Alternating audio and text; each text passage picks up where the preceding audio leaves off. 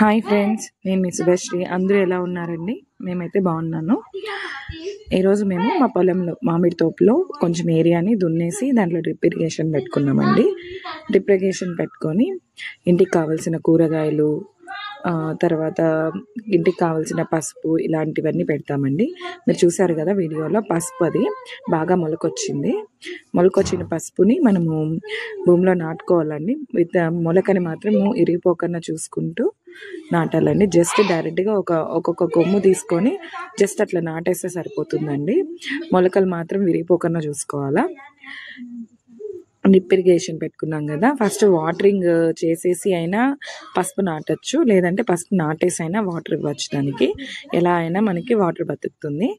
మనము ఒక్కొక్క కొమ్ము నాటుకునేటప్పుడు కొంచెం గ్యాప్, ఒక 30 సెంటీమీటర్స్, ఒక స్కేల్ అంత గ్యాప్ నాటుకుంటా వచ్చినామనుకోండి, బాగా గ్రోత్ వస్తుంది.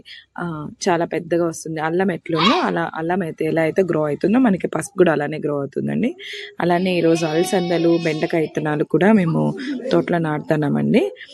మీరు చూస్తున్నారంటే అవి కూడా 2 కాలువలు నాటినాము. ఇప్పుడు అలసందలు ఎలా నాటుతున్నాం చూడండి. జస్ట్ పెట్టేసి భూమిని, అవి కూడా అంతే అండి, విత్తనాలు 2, 3 వేసుకుంటే పెట్టేసుకుంటే వస్తాయి. మేము ఇవన్నీ ఆర్గానిక్గానే నాటుతామండి. ఎలాంటి పెస్టిసైడ్స్ అలాంటివి ఏమీ వేయము. ఆవు పేడ, గడ్డి, వేపాకు ఇలాంటివి మాత్రమే వేస్తామండి. తోటలో ఉండే ఆకులు ఇలాంటివి మాత్రమే చెట్లకి ఎరువుగా మేము వేస్తాము.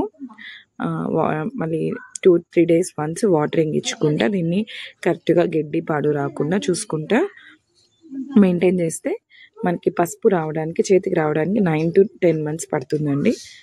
ఆల్రెడీ నా ప్రీవియస్ వీడియోలో చూస్తున్నారంటే ఆల్రెడీ కొంచెం మొలకలు వచ్చిండేటివి, ఒక 15 సెంటీమీటర్స్ హైట్ ఉండే మొలకలు వచ్చిండేటివి వీడియో అప్లోడ్ చేస్తున్నాను ఆల్రెడీ. ఒకసారి వెళ్ళి చూడండి. Thank you friends.